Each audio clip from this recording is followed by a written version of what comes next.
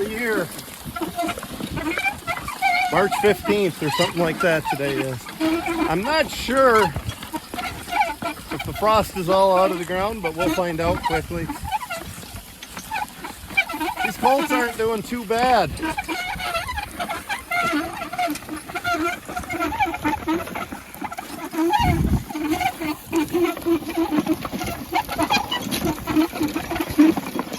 Rocky damn ground gets worse the more they don't pick rocks here.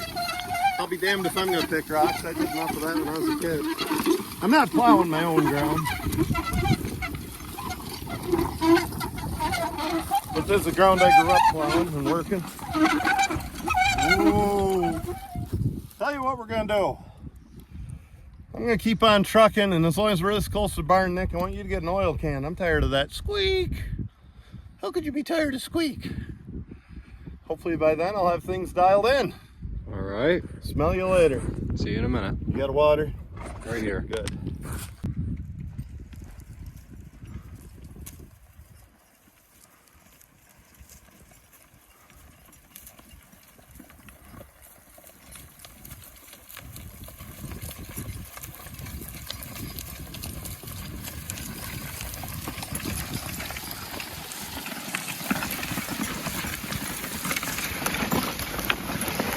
Ooh, good boys. The squeaky wheel gets the oil.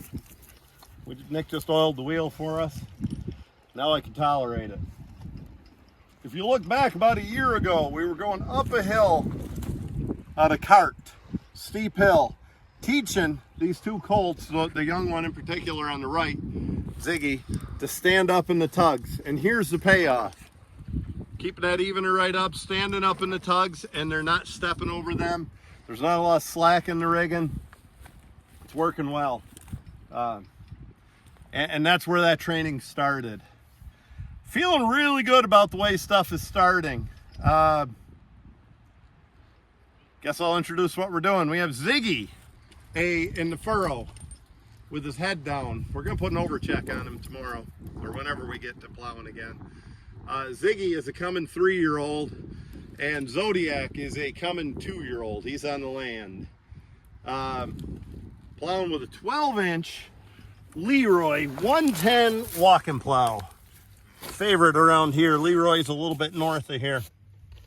The town of Leroy. The guy who made Leroy plows went on to make Jello. Yeah, he started the Jello company. This is a good old plow. This is my favorite plow. Plowing a damn lot better than it did last fall. Holy cow, it was killing me down there. It was so dry. You see my bouts aren't very good. First thing to do for a good job plowing is match your eveners to the plow. This is a 12-inch plow. Eveners need to be 29 inches. That's about where we have them set. We got them at 30. Adjust your lines accordingly so the horses walk out nice. Feels like we're off to a good start. We didn't paint or grease the plow, but we did put it inside after the last time we used it, and it's scouring nicely. Scouring means you're getting rid of all the rust, and everything's getting real shiny, so it slides good. We're on gravel ground. You know, that's the only reason we're able to plow today. We're probably the first ones in Western New York plowing. I said I was going to get everything right before I started plowing, everything around the farm and fixed up, or before I started working horses. But you get a day like today, we're going to be plowing. And we're not going to be doing yard cleanup. That's for city boys. They're going pretty well. That's our team for the year. We're going to switch them on and off with Elvis here and there. Elvis has got to get shoes before he starts. He's got kind of sensitive feet. These boys are barefoot. Maybe next weekend we'll put shoes on them.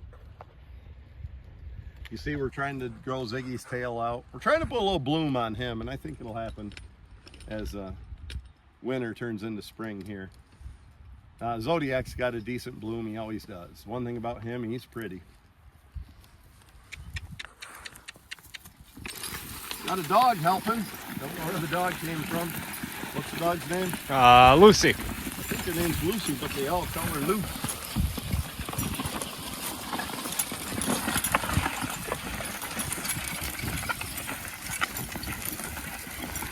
Boys are walking nice. The ground's turning good. Look at that. Turn the dock right over. When you're plowing, you plow half as deep as you are wide. This is a 12-inch plow. We're in the neighborhood of 6 inches deep. I'm sure there's hard plowing spots across this bout where we get down to 5 inches and easy plowing spots where we get up to 7, but we're in the neighborhood. If you look up front, I got a swivel clevis and a chain. I like to keep a little distance between my eveners and the plow. That gives me a little reaction time if the horses are dancing like Zodiac is and trying to follow the shit spreader tracks. I can compensate, and gives me a little reaction time with that extra chain in there. I can compensate and make a wider or narrower furrow. So if I want to make a narrower furrow, it's the opposite of riding a bike. I lean the plow this way. A wider furrow, I lean it the other way. See how wide that goes? See how narrow that goes. Right between that depth wheel and the ground, you can really see what I'm doing there. So I made a little bit wavy, but I was doing that to prove a point. Last year, the whole damn thing was wavy last fall. It was dry. Drier than a fish turd rolled in sand, man. Mm-hmm. So, a pair of colts. Let's see how they do on the corner.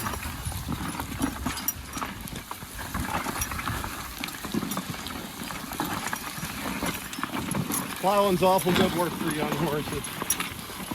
Even barn manners like that. That colt who thinks he's a little bit spooky to put a collar on. He'll get over that a few days work here. It's good physical work. It's good build the right muscles. It's steady. And good plowing is key to that's what colts do. Key to good farming.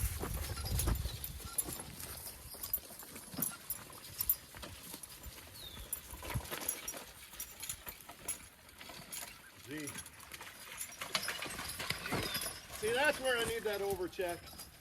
Whoa. Whoa. You see Ziggy tucking his chin down like that, and I had to get on the lines pretty good. Wouldn't have happened with an overcheck. He'd keep his head in place. After a while, you can take the overcheck off or loosen it or whatever you prefer. Zodiac has an overcheck. I'm not sure if he needs it, but it's hooked really loose. A little tough getting started here. There we go. Now we're plowing.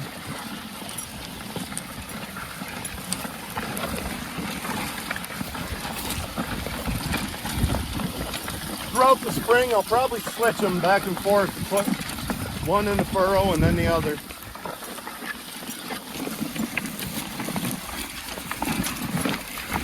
And by the way, this pair of colts has not been hooked since last November. About the beginning of November was the last time I hooked them. Zodiac got hooked for about 5 minutes here and there throughout the winter. Long enough to pull the truck out of the snow every time we got stuck. Ziggy hasn't had a harness on.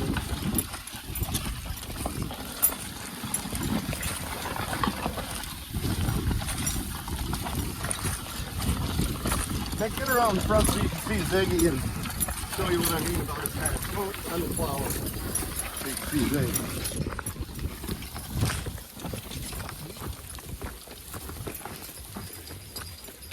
See the way he's holding his head? He's off balance. He's wallowing like a fool, pulling off his front end, not his rear end. We need to get that chin and head in the right position. Go around the Zodiac side, who is in the right position.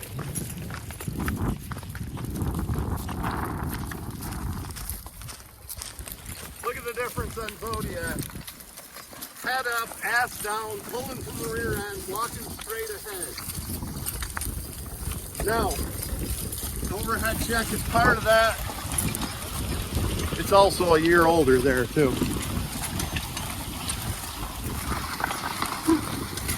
Whoa. Running the double spreaders on them today. If you look from in front, go ahead if you would, son. If you look from in front, it holds the lines up nicely. It pulls back on their mouth from a nice angle. It pulls straight back, not sideways. My favorite thing is you don't get a lot of slack in the line, even when they're throwing their heads around like fools like they are. When I'm ready to start the team, I pull up about 4 inches of slack. Without double spreaders, you pull up 1.5 foot of slack. There's a lot of things I like about double spreaders. Well, I don't know if they needed a break, but Fat Boy did.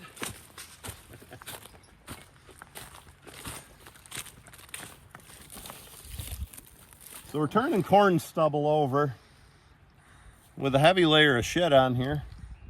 Getting some organic matter turned under. I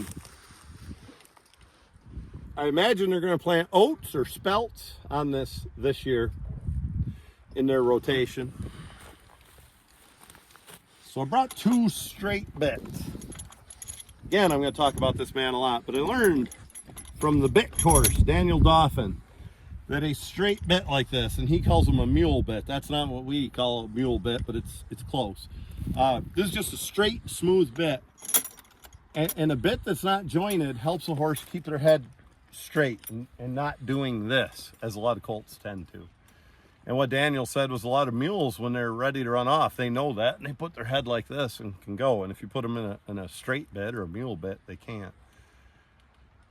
I brought them with me just to gauge how well they're walking with their heads straight. And if they're not, I'm going to put the straight bits on them.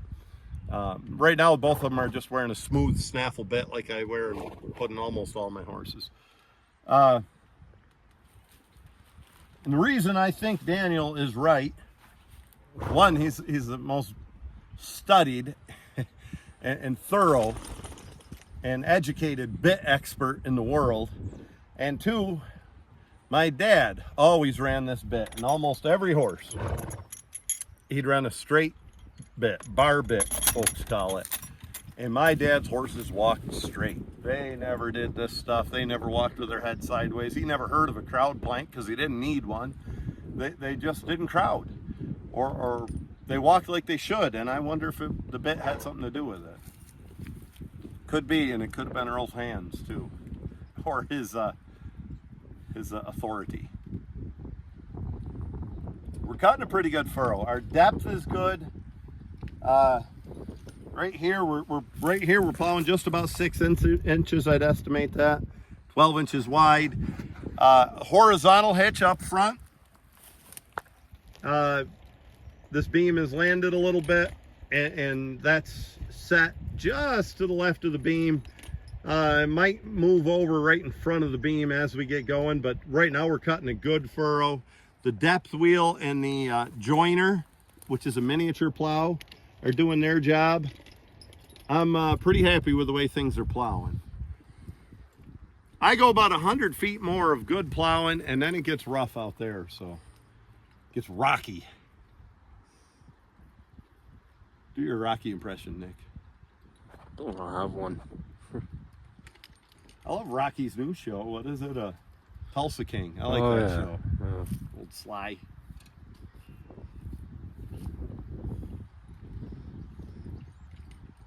Nick, let's. I'm gonna hang these lines on the plow handles, and over here. And I'm gonna walk up front. I want to check this bridle out now that we're working, and the collars. So I know Zodiac looks a little big, but he's one of those horses, once he leans into that collar, it fits him well. You know, he has a lot more space resting than he does when he leans into it pulling.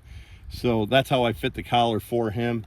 I'm also planning on putting some weight onto him too. Zodiac's fitting well. or Ziggy rather. Ziggy's, I like that fit. Like the Hames. I'm not sure the draft needs to be that low. It seems to be working. This bridle, it's another old leather one, and it's the only one I can really make Zodiac comfortable in, and I like it. I got it from Don Hughes up by Cortland, the fireman horseman. Got a whole D-ring harness in the barn from Don. Kind of like this fit. I really like how it fits the crown up here. I got the sides fitting good. We're gonna outfit this bridle. We're gonna take this piece right off and put an overdraw check on. Maybe even with a second bit. I do that with horses that hang on the bit. And we're gonna teach him to proper form for walking and pulling and working. Now, I don't need to draw that overdraw check up so tight it's ridiculous. Just to keep their head in the area it belongs. So I don't know if you noticed when I drew the lines up there, not a lot of slack I needed to pull out of them because of the spreaders.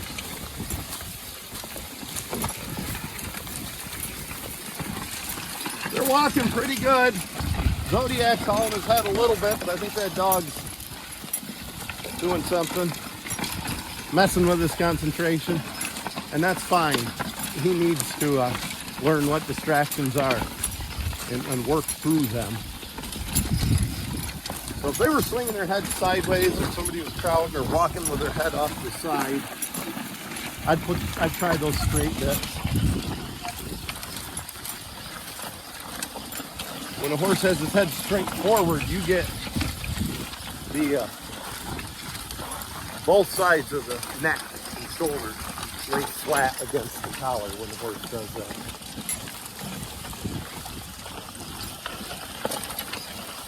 Are we in corn stubble? No, we're in corn stubble's over by the barn. We're in how kind of fool am I? We're in oat stubble here.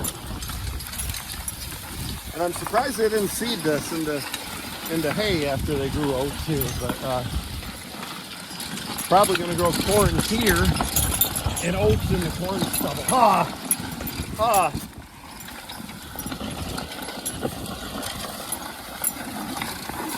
You know what the modern rotation is for modern farmers, Nick? What's that? Corn, soybeans, Florida. Corn after corn, from fence row to fence row. That's the modern way.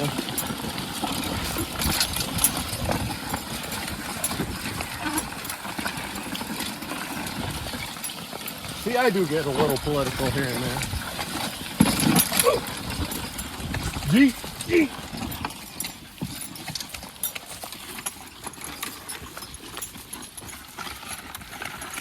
You know, for a guy that hasn't worked for a living since beginning of November. Gee, whoa, I'm holding in there pretty good. Gee, I've been trying to eat less, but it doesn't show. I'm getting fat anyway.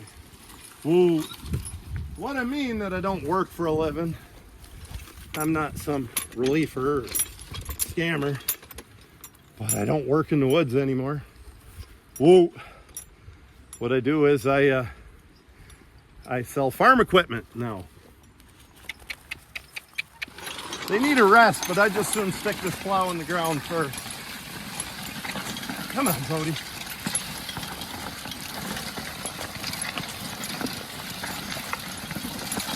Whoa. Larry Romance and Son, I sell farm equipment for. Mostly out of Woodhull, New York. Territories, some of Allegheny County and McKean and Potter County, Pennsylvania. So give a holler if you need anything, right down to lawn mowers and compact tractors, all the way up to the big stuff. This is why I thought we were in corn stubble. They're feeding corn stalks and spreading it out here, and that's what I see in the shit. And I thought we were in corn stubble, but that just come out of the spreader. As bad a job of plowing as I did over here, thanks to the rocks last fall and the hard ground, it kind of evens itself out. And that's the beauty of fall plowing as opposed to spring plowing. One, you don't have to work your horses so hard, you know, and you can get on it and you can get your oats planted or your corn planted or whatever on time. Generally it's oats that you plow, or a grain that you fall plow for. Then it's a lot easier to do it in the fall when your horses are in shape from working all summer than it is in the spring to try to get them in shape. The other beauty is, even when you do a piss poor job like I did, the ground freezes and thaws and freezes and thaws, and it works itself and turns itself out pretty good. It's hard to overcome as bad a job as I did last fall, but it'll grow something.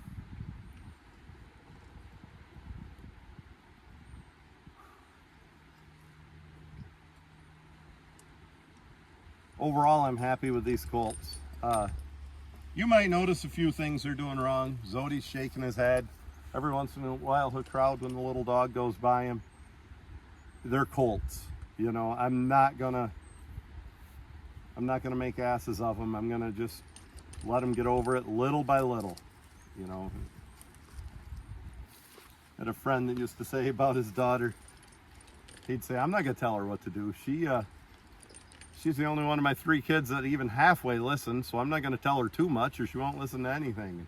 It's a little how it is with these guys. As long as they're doing the main things and behaving, I'm not going to nitpick. As time goes on, we'll fix those little problems, but catching before hanging, you know, so worry about the little ones, the little problems first, or the big problems first. And I'm not seeing a lot of big problems other than the way that 2-year-old coming 3-year-old holds his head here.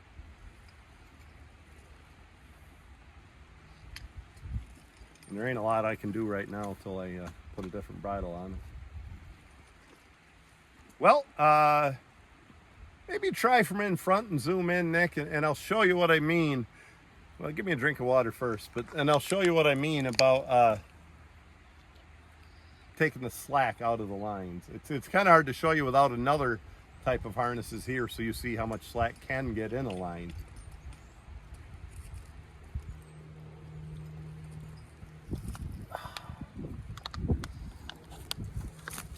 You know what? Was the W.C. Fields said about water? Don't drink the water. The fish screw in it. Mm-hmm. He only believed in alcohol.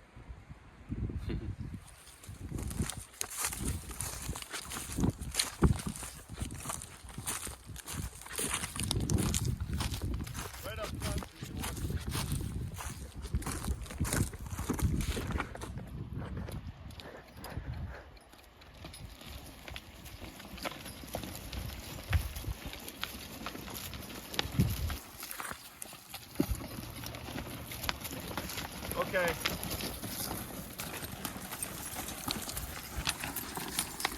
So even with that horse, the land horse, Zodiac, on the left, even without him walking exactly where he should, I'm plowing 12 inches wide because I have that chain there between my swivel hitch and the eveners. Gives me a little reaction time and I can steer this plow to overcompensate for it when he's not being perfect.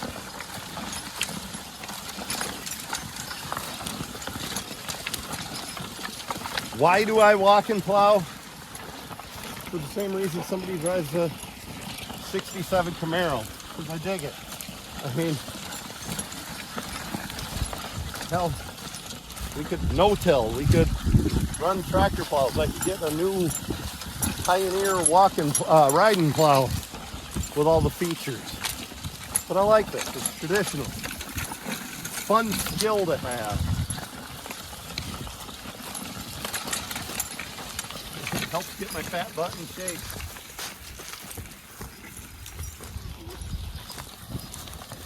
I've got a handful of walking plows, but it's kind of like guns. You always want more.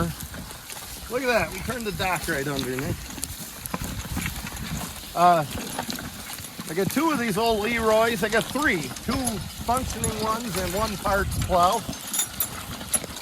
I got a nice old Syracuse 1342, I think it is.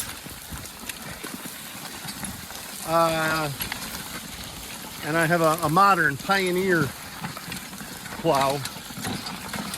And I use that more because I can still get parts for it easily.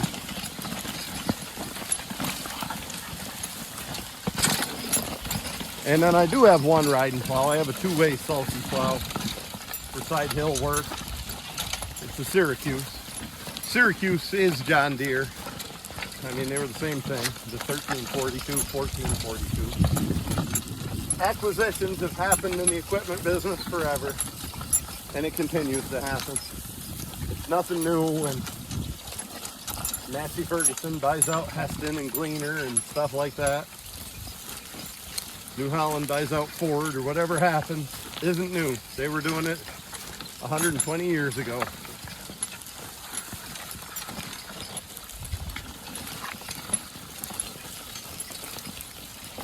As is often the case, you tend to be able to loosen your line a little bit as the horses get walking better and everything gets settled in. You don't need them quite as tight as you did to start with. I'll pull them ahead and demonstrate that. Well, I was walking a little too close to this crossbar. My knees were banging it. I was pulling a little too tight on those horses.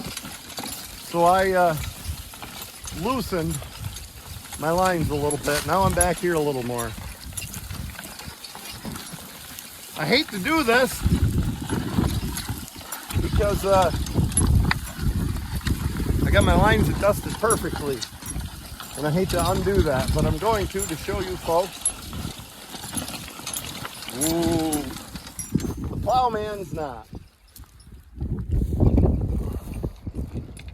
Somebody mocked me on the YouTube channel and said it's just a bow line. I think it's very similar to a bow line, but it's not a bow line. So the plowman's not.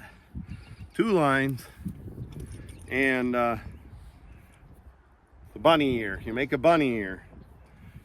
And this rabbit, he runs around and behind the bush, and he goes right through the hole, and you squeeze tight, pull his ears, and you've got that. Plowman's not. And the beauty is, I think I may have tied that a little loose. I'll pull him ahead about 10 feet and show you. See, I'm a little loose there. Not much.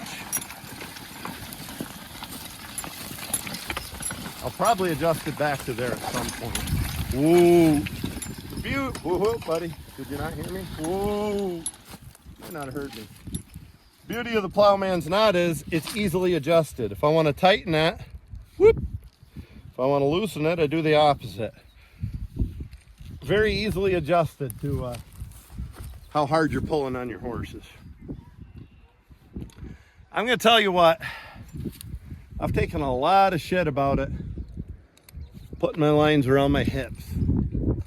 It's something I do, and I'm going to quit apologizing for it. I mean, if I ever run away and get dragged and hurt, you can laugh at me. You can say I told you so. It hurts the hell out of my back to have them up here like they say you're supposed to. And when I have them down here, I can kind of pull back, I can loosen up, I can steer.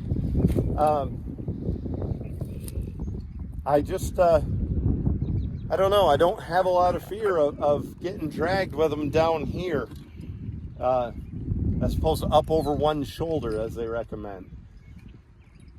It's one of those, I also don't wear a seatbelt when I drive, so it's one of those things I probably wouldn't recommend it, you know, to beginners or anybody, but it's what I do. It's very comfortable for me. I feel like I drive the horses well like this, and there is an amount of driving the horses even with the lines tied around you, as opposed to in your hands. And I'm going to tell you something else. If I had the line over one shoulder or was just plain driving them in my hands if something came loose and horses run, I'm not letting go of them anyway. I'm going to get dragged and I'm going to hang on until I get the damn thing stopped. But that's me, you know.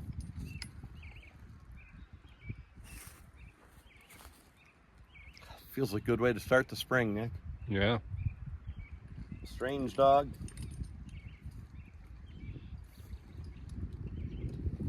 You and me. Tell you, Zodiac's developing a little muscle, a little rear end. Hopefully we'll continue this year. So what I do, folks, I look right down here. I meant to say Ziggy when I said that, but Zodiac too. There's where power is. That's when they're really developing some muscle. Ziggy is starting to. He's got the frame to put it on. It's up to me to develop him through work and nutrition. Whoa, whoa, whoa, whoa. I'm going to start him right away like that when he got out of the furrow. Just kind of remind me. You know, that colt has not done a lot of plowing and catches right on. And the plowing we did was damn rough last year. Well, Nick, why don't you just film here and there, make these shorts here and there and stuff like that as we're plowing. I've probably said about enough on the subject for now, huh? Okay. I appreciate everybody watching and hope to keep you entertained as we're working horses. Thanks a lot, folks. Right here, I want you to notice, this is all the slack that's in there, and Zodiac's not putting his head where it belongs because of the double spreaders. Also notice, pulling straight back on the bit, not over sideways. We're going to eliminate the double spreaders just for show.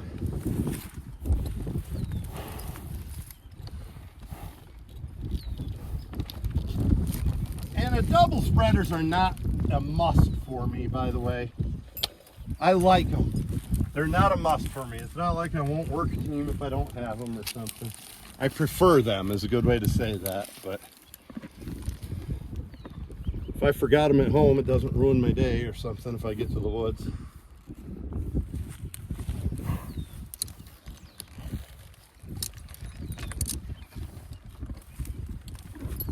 Oh. Hell ails you. Now that's a country boy term right there. What the hell ails you? I heard that so much growing up. And after I got grown up, I had a boss that would say that. Christ, Brent, you bought 10 loads of logs. We only wanted 8 loads. What the hell ails you? And you'll watch immediately how much more, even if they're behaving, how much more, which he's not, neither one of them are, how much more slack is in here. And how it pulls sideways on the bit as opposed to straight back on the bit. But, oh, do it after I grab the lines, Nick. You do what you can to film from in front, and then we'll talk on it a little.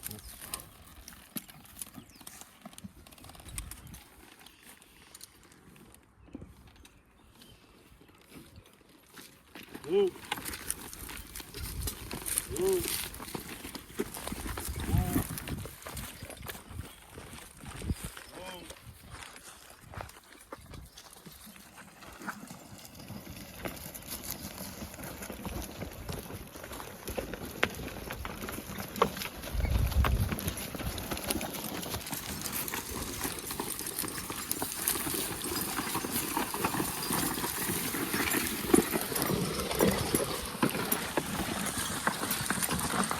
I don't know if it's because of those bits or what, but they seem to be, or not the bits, but the spreaders not on there, but they seem to be crowding a little more. I couldn't hit sand if I fell off a camel.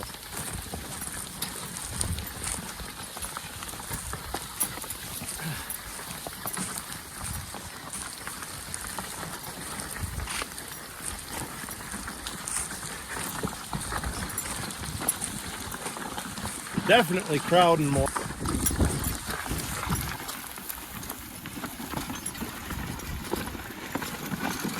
Whoa!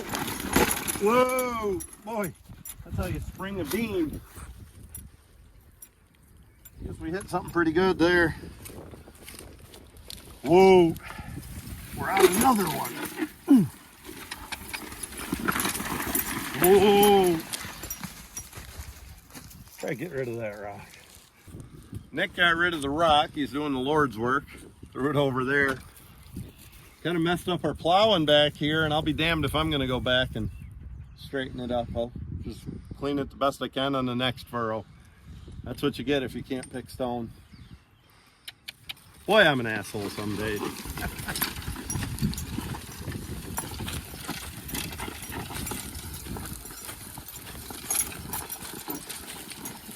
Get in front of us, Nick, and let's watch those spreaders. Light there, there we go.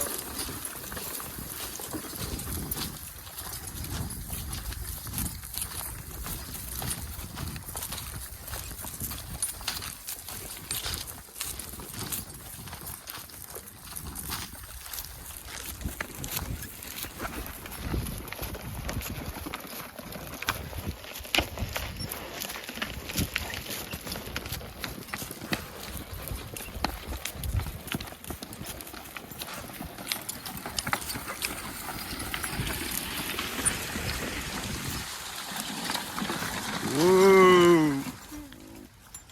Get up front and let's see what you see on those spreaders. See if you get a lot more slack or not.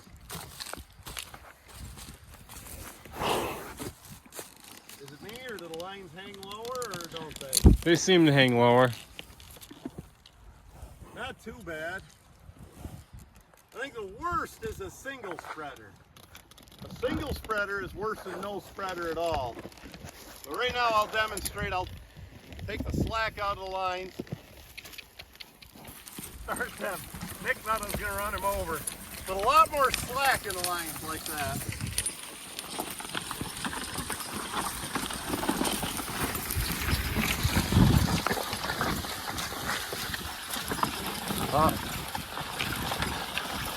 Whoa. Here, Nick. Here we have a single spreader. Just one spreader. I think a single spreader is worse than no spreaders. In fact, I don't like just a single spreader. I'd rather run it through the ham ring. The only way I like a single spreader if it's a really tiny short one. Like Ira Kessler used to run one pulling horses with a little roller on it that snapped up here. Worked really slick. But as far as one with any length, like these are 15, 16 inches, I don't care for a single spreader. You can already see how low the lines are hanging. And if you get up front and maybe zoom in, whoa, whoa.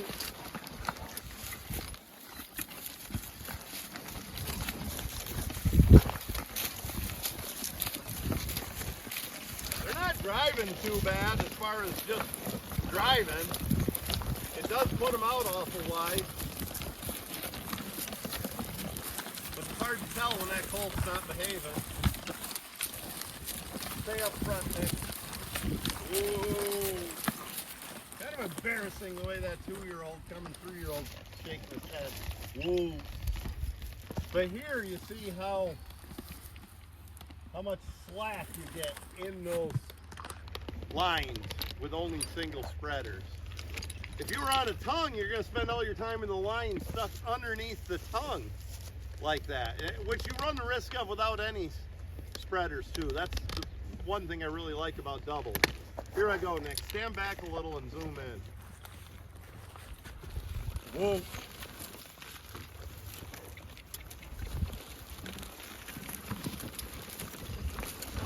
Just a lot more slack to take up.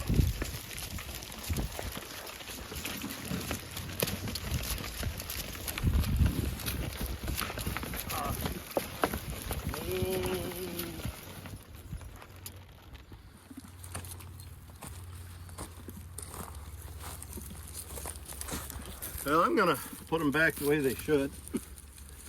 Just a note on this. You notice when Nick stands here and walks away, they want to start. I try not to have anybody heading them more than possible, more than necessary because of that. But when you need it, you need it. I mean, if somebody needs to get their heads, get it done. But try not to. And the other thing I try to do, after whoever's standing there at their head steps away, I try to make the horses stand for a few seconds or half a minute or something before I start them.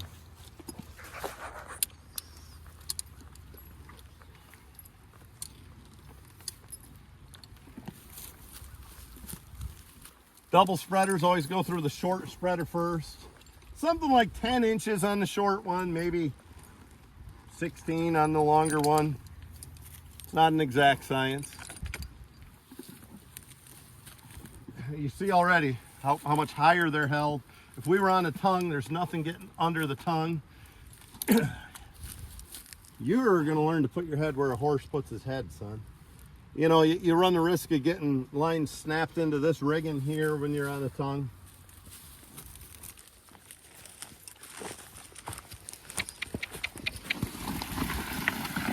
Now we're gonna plow through the hard spot. Frost is still in the ground here. That's a product of people driving over that all winter long instead of following the road. And the frost is still in the ground. That's why I did such a poor job there.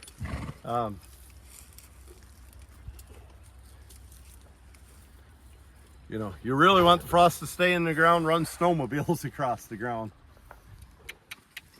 You keep the frost in the ground till May that way. Probably some folks are laughing. Probably people up in Maine and up in the Upper Peninsula get snow until May and frost until May. We've had snow in May, but it's odd. It's also odd for it to be this warm in June. March. Mid-March. Boy, this poor plowing. Rocky. Good boy.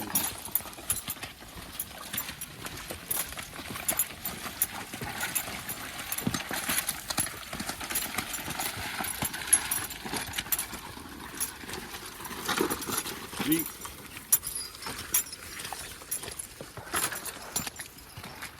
Ooh.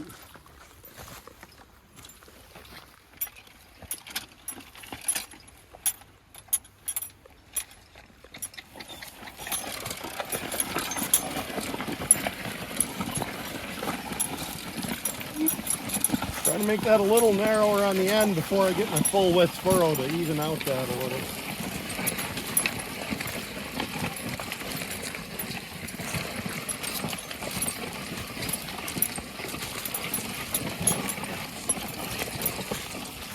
Whoa. Whoa.